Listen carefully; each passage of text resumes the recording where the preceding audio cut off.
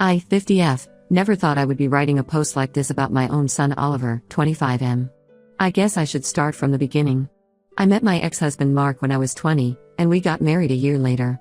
We were happy, or at least I thought we were, until he met Linda, 60F, at his workplace when Oliver was 10. Within 6 months, my marriage fell apart and Mark left us for Linda, who was already well established in her career and came from a wealthy family. The divorce was brutal. Mark promised he would always be there for Oliver, but his visits became less frequent as he built his new life with Linda. He would miss Oliver's school events, claiming he was too busy with work.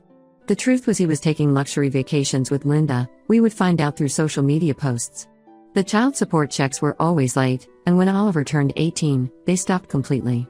I worked 2 jobs to keep us afloat, waitressing during the day and cleaning offices at night. We moved from our nice house to a tiny 2-bedroom apartment in a not-so-great area. Oliver had to change schools, leave his friends behind, and learn to live with less. But we made it work. I made sure he never went hungry, always had clean clothes, and got the education he needed. I skipped meals sometimes, wore the same clothes for years, but made sure Oliver had everything he needed for school. Linda tried to play stepmom in the beginning. She would buy Oliver expensive gifts that we couldn't afford, take him shopping when he visited their house, and try to bond with him. But Oliver saw through it. He told me once that every time he went to their house, Linda would make subtle comments about how much better his life could be if he lived with them. Oliver always chose to stay with me, which made Mark angry. When Oliver turned 18, Mark gave him an ultimatum: either accept Linda as his stepmom and be part of their family, or be cut off completely. Oliver chose to distance himself from both of them. Mark followed through with his threat and removed Oliver from his will. At the time, Oliver said he didn't care about the money, he just couldn't forgive them for what they did to me. Last year, Mark died suddenly from a heart attack. Oliver didn't even attend the funeral. Linda inherited everything: their mansion, Mark's successful construction business, all their properties and savings. She tried reaching out to Oliver after Mark's death, but he ignored her calls. I was proud of him for standing his ground. Life was going okay until 3 months ago when I needed knee surgery. The doctor said it was years of working on my feet that caused the damage. Oliver was amazing during this time. He took time off work to help me after the surgery, did all the household chores, and even learned to cook some basic meals. We were closer than ever, or so I thought. Then last month, everything changed. I was still recovering, barely able to walk without help, when Oliver dropped the bomb during dinner. He casually mentioned that he was moving in with Linda because she needed someone to take care of her. She has stage 4 pancreatic cancer and, according to him, only has 6 to 8 months to live. I was shocked. This was the same woman he had refused to acknowledge for years, the woman he blamed for breaking up our family. When I asked him about this sudden change of heart, he got defensive. He said Linda was all alone since Mark died and needed help. I reminded him that Linda has a sister, Jane, who lives just an hour away and has always been close to her. Oliver dismissed this, saying Jane was too busy with her own family to care for Linda. What hurt me most was his timing. He knew I was still struggling with basic tasks after my surgery.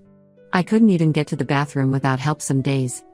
When I pointed this out, he said I could hire a caregiver with my insurance, but Linda needed family. Family? The woman who helped break up his parents' marriage was suddenly family? I tried to understand, really tried. But things weren't adding up. Oliver had never shown any interest in having a relationship with Linda before. In fact, just 2 months ago, he had refused to take her call when she tried to reach out on his birthday. The only thing that had changed was that Linda now had all of Mark's money and no children of her own. When I suggested that he might be doing this for the inheritance, Oliver exploded. He called me selfish, bitter, and jealous of Linda's lifestyle. He said I was trying to manipulate him into staying with me because I was lonely. His words cut deep because he knew how much I had sacrificed for him. While Mark and Linda lived in their mansion and took exotic vacations, I was working double shifts to put food on our table. Over the next few weeks, Oliver completely moved out. He took all his things and even the TV we had bought together for the living room. He said since he paid more towards it, it was his. Never mind that I had been paying for everything else in his life for the past 25 years. He stopped answering my calls regularly. When I managed to reach him, he was always too busy with Linda. Last week, I had severe pain in my knee and called him for help. He said he couldn't leave Linda alone because she was having a bad day. I ended up calling my elderly neighbor, who had to leave her grandchildren's birthday party to take me to the emergency room. Yesterday, I got a call from Sarah, who works at the law firm handling Linda's estate. She's an old friend from my waitressing days. She told me that Oliver had been bringing Linda to the office frequently, pressuring her to revise her will. Apparently, he had been suggesting that since he was giving up his life to care for her, he deserved to be compensated in her will. I felt sick to my stomach. This wasn't the son I raised. My Oliver would never take advantage of a dying woman. But the evidence was right there. He had abandoned me when I needed him most to cozy up to his wealthy, dying stepmom. The same woman he had refused to acknowledge for years was suddenly worth his time now that she had millions in inheritance to give. I debated for days about what to do. Finally, I decided to reach out to Linda. I wasn't sure if she would even agree to see me. We hadn't spoken since the divorce. But I had to try. I couldn't let my son turn into someone who would manipulate a dying woman for money. To my surprise, she agreed to meet me. Update 1: These past 2 weeks have been the hardest of my life. After Linda kicked Oliver out that night, he didn't leave quietly. He stood outside the house for hours, alternating between screaming threats and begging for another chance. Linda's neighbors called the police, and watching my son being escorted away by officers broke something inside me. The next morning, Oliver started his harassment campaign. He called me 47 times in one day. When I blocked his number, he used his girlfriend Amy's phone. When I blocked that, he started calling from random numbers. The messages he left were terrible, calling me a bitter old hag, saying I was jealous because Linda had lived the life I couldn't have, accusing me of ruining his chance at a better life. I had to change my number eventually. But then he started showing up at my apartment. The first time, I was alone and terrified. He banged on the door for an hour, screaming that I owed him for all the times he helped me after my surgery. My neighbors called the building security, but by the time they came up, he had left. Amy showed up a few days later. She tried to convince me that I was being unfair to Oliver. She said he was sleeping in his car, hadn't showered in days, and was at risk of losing his job because he kept missing work. She painted him as this tragic figure who just wanted to help his stepmom and was being punished for it. I almost wavered until she mentioned that Linda's mansion would have made a perfect home for her and Oliver after they got married. That's when I realized Amy was just as bad as Oliver. They had planned this together, getting close to Linda, securing the inheritance, and living off her money. I told Amy to leave and never come back. She called me heartless and said Oliver was right about me being jealous of anyone who had a better life. I later learned from my old neighbors that Oliver had indeed been sleeping in his car, but only for 3 days. He parked outside our old apartment building, probably trying to gain sympathy from people who knew us. When that didn't work, he moved in with Amy. So much for being homeless and desperate. Yesterday brought another twist to this nightmare. Linda's sister Jane came to see me. I was surprised because I had only met her once or twice during my marriage to Mark. She arrived with a thick folder of documents and a troubled look on her face. Jane revealed that Oliver's manipulation went deeper than any of us had imagined. He had been sending emails to their extended family, claiming that Linda's cancer medications were affecting her mental state. He suggested that I was taking advantage of her vulnerable condition to turn her against him. Some relatives actually believed him and had been pressuring Jane to intervene. But what really devastated me was what Jane showed me next. She had found emails between Oliver and Mark from last year, just months before Mark died. Apparently, Mark had been trying to reconcile with Oliver. He had reached out multiple times, admitting his mistakes and asking for a chance to make things right. Oliver's responses were cold and calculating. He told Mark that if he wanted a relationship, he needed to sign over part of his business to Oliver first. The emails were heartbreaking to read. Mark had actually offered to pay for Oliver's master's degree, to help him start his own business, anything to rebuild their relationship. But Oliver only wanted guaranteed assets. He told Mark that since he had chosen Linda over him as a child, he now had to pay the price for a second chance. I spent hours reading through those emails, watching my image of my son crumble. All these years, I had defended Oliver when people said he was wrong to cut contact with his father. I had believed he was standing up for me, choosing loyalty to his mother over Mark's money. But the truth was, he had been calculating his move even then. Jane also revealed something that made me physically sick. Oliver had been spreading lies about my condition after the surgery. He had created this whole story about me living with a fictional sister in another state, telling people he had begged me to let him help but I had refused. He used this lie to explain why he could devote all his time to Linda, because his selfish mother had rejected his help. The reality check was brutal. While I was struggling to get to the bathroom on my own, my son was telling people I had refused his help out of spite. He used my vulnerability to paint himself as the victim, the loving son whose mother pushed him away. The same people who had praised me for raising such a caring son had been fed lies about me being bitter and ungrateful. Linda's health has gotten much worse over the past week. Jane mentioned that the doctors have revised their timeline. They now think she has less than 3 months. Despite everything that's happened, Linda called me yesterday. She asked if I would consider moving in with her. She said we're both victims of Oliver's manipulation, both women who loved him and got betrayed. At first, I hesitated. It felt strange to even consider living with a woman my ex-husband left me for. But then I thought about my tiny apartment, where every corner reminds me of Oliver. Where I still sometimes call out for help before remembering he's not there anymore. Maybe Linda and I can help each other heal from the wounds Oliver left us with. Maybe we both need someone who truly understands how it feels to be betrayed by someone you gave everything to. I haven't given Linda an answer yet, but I'm seriously considering it. Life has a strange way of bringing unlikely people together, and right now, my ex-husband's widow might be the only person who really understands my pain.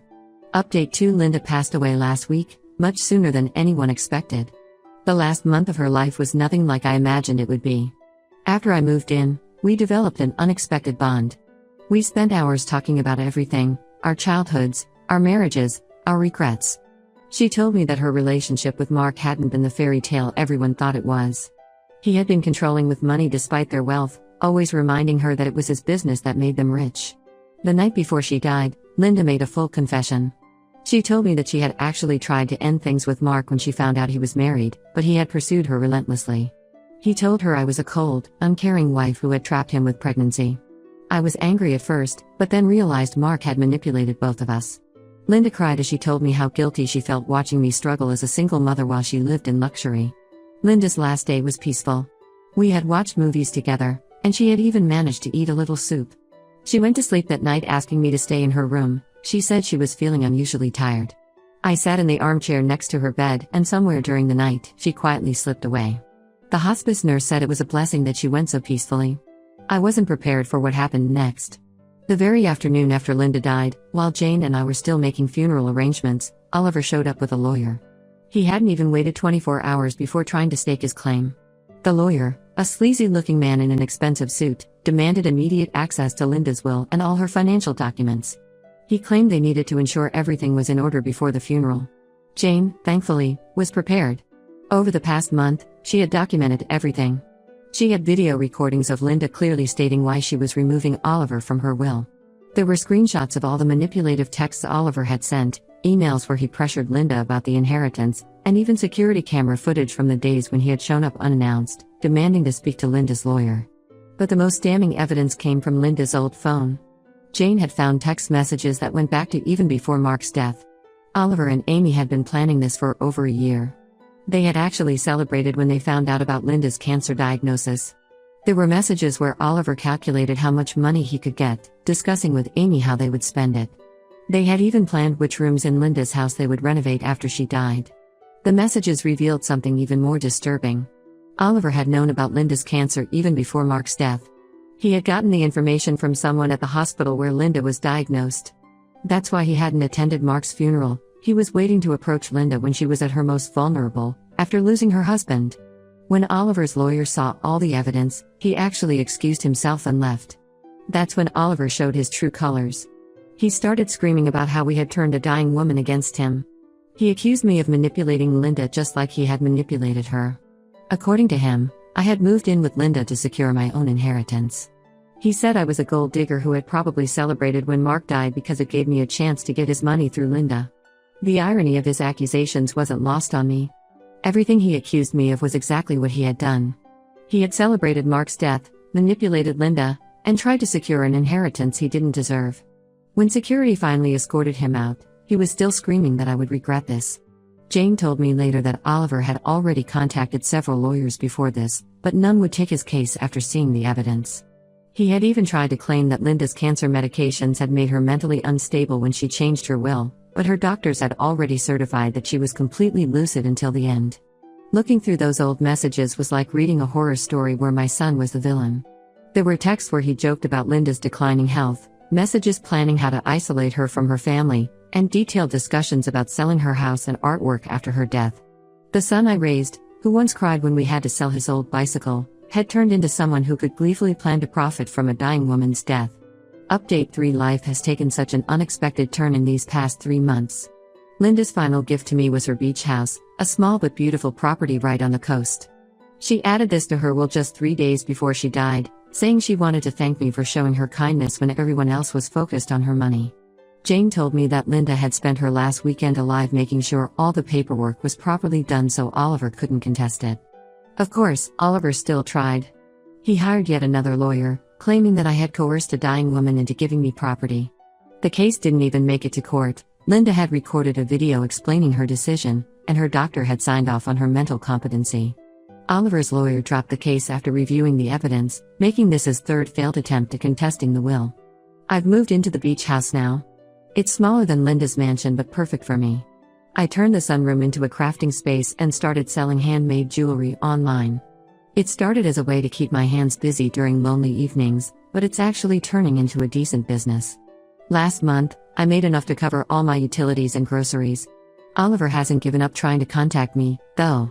He keeps creating new email accounts to send me messages. Last week, he even sent a handwritten letter, claiming he's changed and understood his mistakes. But in the same letter, he asked if I would consider sharing the beach house with him since it was too big for one person anyway. Some things never change. Amy's mother came to see me last month. She was horrified when she found out the truth. Apparently, Oliver and Amy had told her family an entirely different story. They claimed that Linda had promised to leave them her house, and I had manipulated her into changing her will because I was jealous of their relationship. Amy's mother apologized for believing them. She also told me that Amy and Oliver broke up after she found him planning to sell her grandmother's antique ring, a family heirloom he had promised to use for their engagement. The hardest part has been dealing with my memories. Every morning, I walk on the beach and think about the little boy who used to make sandcastles and chase seagulls. I look at old photos sometimes, trying to pinpoint when my sweet child turned into someone capable of such calculated cruelty. Was it when Mark left? When we had to move to the smaller apartment? Or was this darkness always there, and I was too blind to see it? Last week, Oliver's high school teacher ran into me at the grocery store. She asked about him, and for the first time, I didn't make excuses. I simply said we were no longer in contact. She seemed shocked and told me that Oliver had always been different, too focused on what others had, never satisfied with his own life. I hadn't seen it then, but maybe the signs were always there. I'm learning to live with my new reality. My knee has finally healed completely, and I can walk on the beach every morning. I've made friends with some local artists who sell their work online, and we meet weekly for coffee. Jane visits sometimes, bringing her grandchildren who fill the house with laughter. Sometimes at night, when I hear the waves crashing, I still cry for the son I lost. Not the man Oliver became, but the boy he used to be. I've finally accepted that while I'll always love that little boy, he doesn't exist anymore. The man who replaced him is a stranger, and maybe that's how it needs to stay. Would you like me to modify anything in this update or revise any part of the previous updates?